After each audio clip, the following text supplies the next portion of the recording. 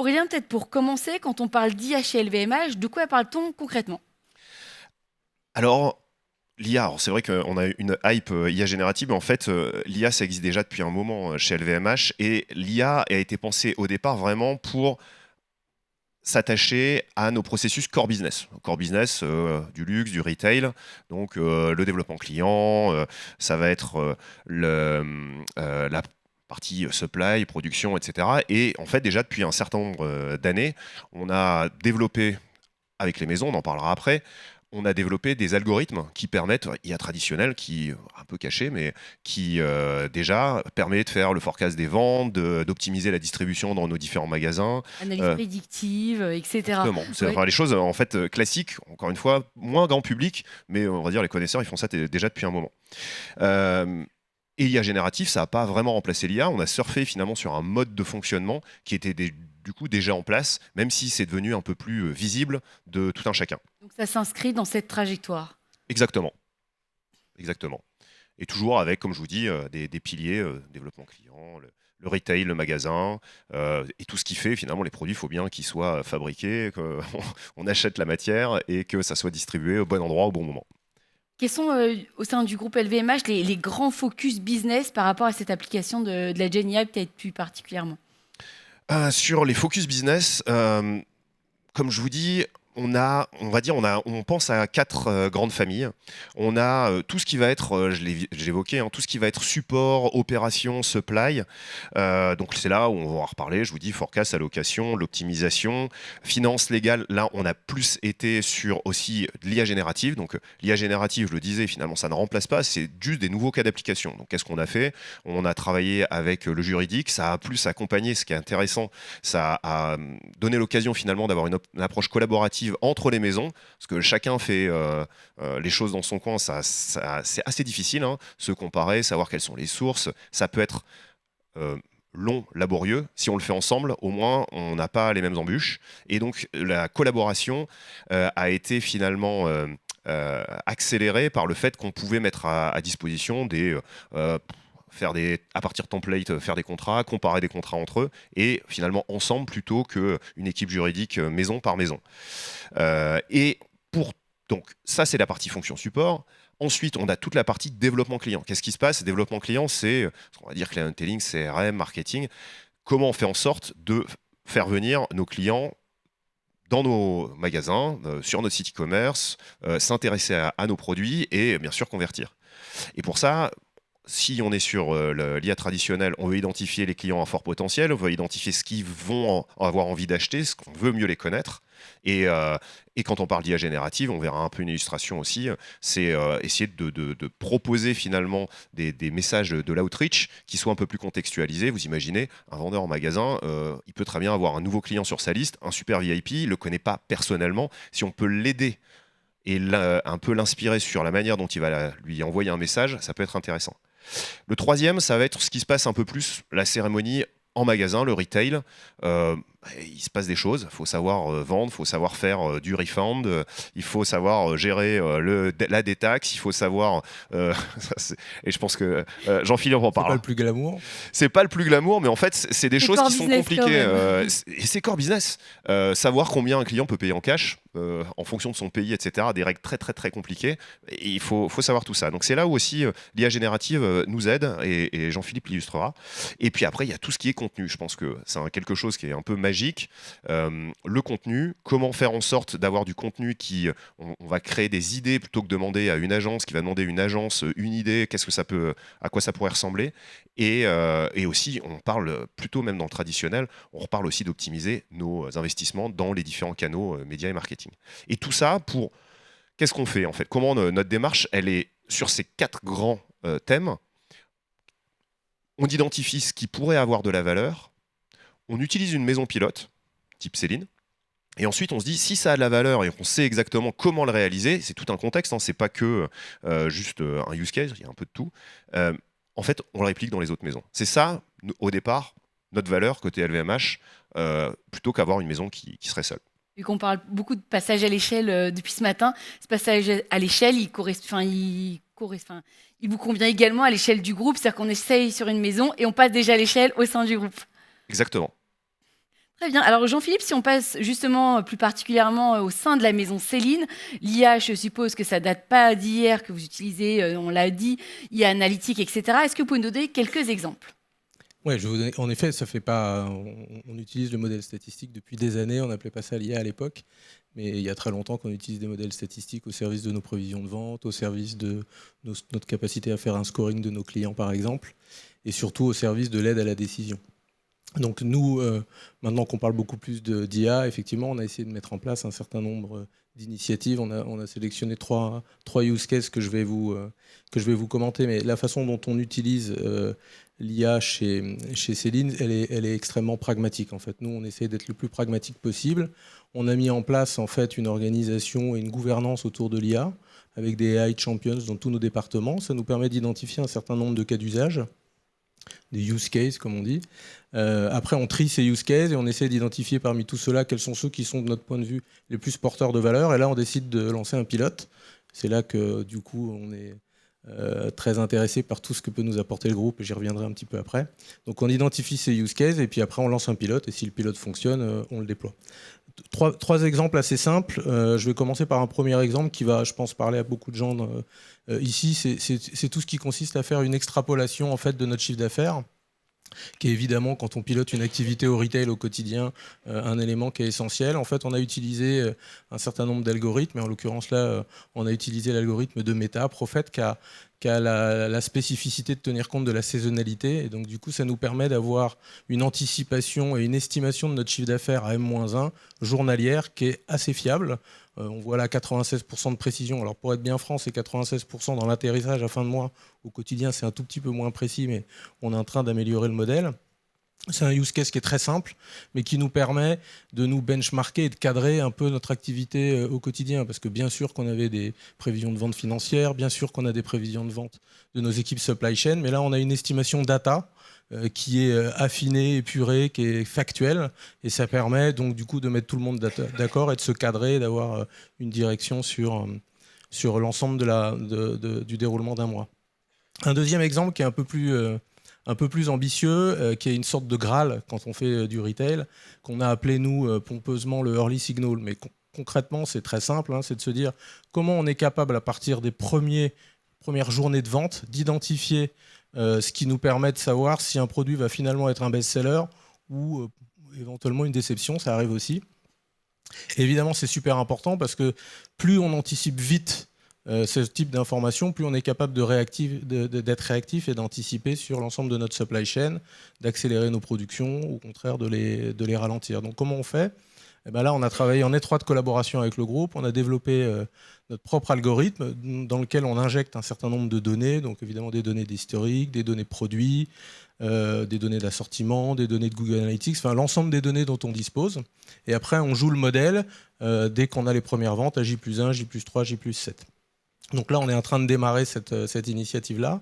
Mais quand on joue notre modèle sur des lancements précédents, on se rend compte qu'on arrive à obtenir des taux de précision de nos sell-through qui vont jusqu'à presque plus 8 points versus ce qu'on avait anticipé de manière un peu empirique. Donc c'est extrêmement encourageant, donc on y croit beaucoup et on continue à travailler sur ce sujet-là pour vraiment être capable concrètement d'anticiper du mieux possible et de maximiser le potentiel de vente de nos produits. Et Jean-Philippe, en boutique, est-ce que vous avez un cas d'usage à nous partager ? Ouais. Donc en boutique, on a donc Aurélien faisait un petit teasing tout à l'heure, mais on a deux problématiques en boutique. Comme beaucoup de retailers, pour pas dire tous les retailers, on a déjà un fort turnover de nos vendeurs en boutique. Ça, c'est un premier un premier fait. Et après, on a une bibliothèque de procédures et de process en magasin plus ou moins complexes. On a cité la détaxe, jusqu'à combien je peux payer en cash, comment je clôture une caisse, comment je fais une réception marchandise, etc. etc. C'est aussi comment je peux mieux connaître un produit et être capable d'en parler du mieux possible à mon client et de lui proposer une expérience la plus premium possible. Et donc ce qu'on a fait, c'est qu'en fait on a construit une application qui s'appelle Celia, qui est donc concrètement sur le téléphone portable de l'ensemble de nos vendeurs et qui leur permet d'interroger en langage naturel, soit par la voix, soit par le prompt, et de poser des questions du type comment on fait une détaxe. Et là, il va avoir une réponse extrêmement fiable, à jour et immédiatement exploitable sur la façon de procéder. Donc c'est vraiment un agent conversationnel dédié à nos vendeurs qui leur permet de faciliter l'ensemble des processus en magasin. Est-ce qu'il y a aussi la possibilité de questionner sur un produit, peut-être l'histoire ou la composition? Enfin, je ne sais pas Absolument. quel niveau de granularité on peut avoir d'informations. Absolument. Donc en fait, concrètement, toutes ces informations-là, elles existaient évidemment avant l'outil. L'idée, c'est d'exploiter notre bibliothèque de données plus ou moins structurée dans des SharePoint, des PowerPoint. Donc il y a à la fois des procédures très administratives comme je viens de le développer, mais il y a aussi une fiche produit, une présentation produit, un lancement, ce qui permet aux vendeurs d'être capables d'avoir très rapidement la bonne information immédiatement exploitable au service de la relation avec nos clients et nos consommateurs. On n'est pas sur un remplacement, on est vraiment sur finalement une donnée plus activable, plus rapidement, en fonction des usages et des besoins. Exactement. Parfait. Aurélien, si on revient à l'échelle du groupe, comment est-ce qu'on fait pour passer, on en a beaucoup parlé depuis ce matin, de pilote au passage à l'échelle, notamment à l'échelle du groupe, et quel est votre rôle justement? On l'a dit, l'idée c'est de transformer un succès dans une maison en une capacité finalement collective, c'est-à-dire que activable dans l'ensemble, peut-être pas toutes, mais une large majorité de nos maisons. Et notre but, c'est pas juste de répliquer un outil ou de le rendre disponible en plus d'employés dans les différentes maisons. Le but, c'est de packager une solution. Et une solution, c'est plein d'éléments différents. Forcément, vous allez penser à de l'architecture, de la technologie, de la sécurité associée, parce que ça reste important. Mais aussi, ce qui est important, c'est les prérequis. Et le prérequis, je pense que Jean-Philippe l'a bien dit, il y avait des choses qui existaient pour l'exemple de Célia. Si on ne travaille pas en amont sur la donnée, finalement, les réponses seront toujours aussi mauvaises. Donc, être capable d'expliquer finalement une maison, on ne va pas commencer à déployer ce cas d'usage, par exemple, si vous n'avez pas fait ce travail sur l'ensemble de vos procédures, sur l'ensemble de la connaissance de vos produits, si vous ne travaillez pas sur des explications sur les nouvelles collections plus rapides et suffisamment claires. Autant la partie traduction, on peut, sans l'extrapoler, on peut faire sans, autant il faut avoir des choses précises. Et le troisième, finalement, il faut quand même aussi former les utilisateurs. Parce que un client advisor en magasin, il a peut-être pas l'habitude, il va pas savoir quel type de questions, il va pas non plus... la technologie, il s'en moque. Et il veut juste avoir une réponse qui soit assez fiable. Quand est-ce qu'il peut considérer que c'est fiable? Il ne faut pas qu'il pose des questions qui sont complètement en dehors du cadre. Donc ça, on le fait aussi technologiquement, c'est pas prévu, etc. Mais il faut réussir à quand même former et dépasser le « je ne sais pas si je vais utiliser cette application-là ». Il ne faut pas être déceptif, pardon, non plus, parce que s'il l'utilise une ou deux fois en magasin et que ça ne marche pas, ou ça répond à côté, il le met dans la poche. Ça, c'est le rôle du pilote, en fait. Ouais, de faire en sorte que l'outil soit à la fin utilisable, exploitable et efficace. Oui, l'adoption. Et d'où les prérequis. Ça a été un sujet qu'on a énormément évoqué auprès des autres maisons. Il y avait un côté un peu magique. Ah, on a fait quelques tests. Là, c'est vraiment un cas d'usage IA générative. L'IA générative, en effet, 80%, on les atteint assez rapidement. Mais il ne faudrait pas, on parle de combien on peut payer en cash, mon client peut payer en cash en magasin. Si on se trompe, c'est quand même un peu dangereux. Donc atteindre un niveau, et c'est ce qu'on avait fait aussi en accompagnement les équipes Céline, atteindre un niveau qui soit plutôt autour des 95, là ça commence à être compliqué. D'où, préparez-vous, avant de dire je suis le prochain à déployer le cas d'usage, préparez-vous avec un certain nombre de prérequis. Comment est-ce que vous accompagnez aussi de façon un peu plus précise, de façon technologique? C'est vrai que je suis passé assez rapidement parce que finalement, comme je dis, la technologie, c'est une partie peut-être un peu plus facile, c'est pas vrai, mais quand même un peu plus facile que des choses qui peuvent être longues comme les procédures. En fait, on a mis en place plusieurs briques clés côté LVMH avec, j'en ai pas parlé parce qu'on est allé directement dans les cas d'usage plutôt vraiment intégrés dans le métier et une efficiency vraiment intégrée dans les processus de vente, de développement, etc. Mais on a mis en place des services génériques groupes. Je pense que la plupart des groupes qui sont ici présents ont à peu près la même chose. Certains l'ont appelé ma boîte GPT. Nous, on l'a appelé Maya. A priori, ça a été en plus répliqué et réutilisé Maya par beaucoup. Et c'est une bonne manière, quelque part aussi, d'acculturer, on parlait tout à l'heure de transformation, d'acculturer l'ensemble des populations. Qu'est-ce que ça veut dire IA générative avec ses potentielles hallucinations, ce qui est pertinent, des références finalement à la vérité, que ce soit Internet, les documents, etc. Et donc, ça nous a vraiment permis déjà de travailler, de mettre à disposition à l'ensemble des collaborateurs ce type de solution. Collaborateurs, LVMH et maison. On a puis fait des verticaux sur la partie idéation créative, sur le legal, j'en ai parlé tout à l'heure, etc. Mais pour ensuite déployer des cas d'usage dans les maisons, parce que LVMH, c'est quand même assez distribué au départ, qu'est-ce qu'on a fait? On a mis à disposition de l'ensemble des maisons ce qu'on a appelé une trust layer. C'est finalement un portail d'accès au LLM. Ça nous permet finalement de dédouaner les maisons, la gestion. Je ne sais pas si vous êtes allé aussi aujourd'hui, finalement, la disponibilité des LLM, même chez les gros acteurs, c'est pas toujours ça. Donc faire en sorte que nous, on se charge de ça, d'optimiser, faire du FinOps, donc prendre de la capacité dédiée, etc. Nous, on a dit, vous en occupez pas côté maison, venez chez nous et on va s'occuper du reste. Et puis pour la partie technologique déployée dans la maison, on a fait ce qu'on a fait avant sur la data, sur l'IA et les algos. On a finalement packagé sur, on peut le dire, sur GCP Vertex, on a packagé des composants pour que ça soit le plus simple possible pour les équipes tech des maisons à déployer et de se préoccuper plus de l'ajustement final.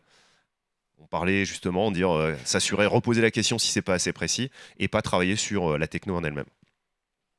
Votre rôle, finalement, si on résume, c'est quoi? De sécuriser, de canaliser, amplifier? Je dirais qu'il faut prioriser sur les bons processus business et préparer au scale et s'assurer du scale. Jean-Philippe, est-ce que vous êtes souvent, Céline, comme maison pilote un peu sur ces projets? Alors oui, on a la chance d'être souvent pilote sur un certain nombre de sujets. On aime bien Aurélien et Aurélien nous aime bien. Au-delà de la boutade, évidemment, c'est une chance inouïe qu'on a, nous, chez Céline, déjà, de faire partie d'un groupe comme LVMH et surtout d'être pilote sur un certain nombre de sujets. Ça nous permet vraiment de bénéficier d'une expertise technique pointue qui nous arrive directement du groupe. Ça nous permet d'exécuter l'ensemble de nos pilotes dans un cadre sécurisé et c'est crucial dès lors qu'on parle d'IA et de data. Et ça nous permet d'avoir une capacité de passer d'un mode test pilote très rapidement à un mode run et donc d'avoir un time to market très efficace. Donc pour nous, c'est évidemment une chance inouïe de pouvoir être pilote sur ce type d'initiative. Quelles sont, selon vous, les clés de succès pour une appropriation, notamment du côté des utilisateurs finaux? Pour moi, l'enjeu clé, c'est vraiment l'intégration dans le quotidien des utilisateurs. À partir du moment où un outil d'IA ou une IA générative, quelle qu'elle soit, elle devient complètement naturelle dans l'usage et dans le quotidien de l'utilisateur, c'est là qu'on va commencer à créer de la valeur. Un grand merci à tous les deux. Est-ce qu'il y a peut-être un sujet dont vous souhaitiez parler, où je n'aurais pas ouvert la porte ou la fenêtre pour en parler, ou peut-être un mot de conclusion? Je dirais sur la conclusion, la technologie avance vite, les cas d'usage activés, finalement, c'est déjà une première victoire et il faut justement capitaliser dessus. Merci beaucoup Aurélien, Jean-Philippe. Merci à tous.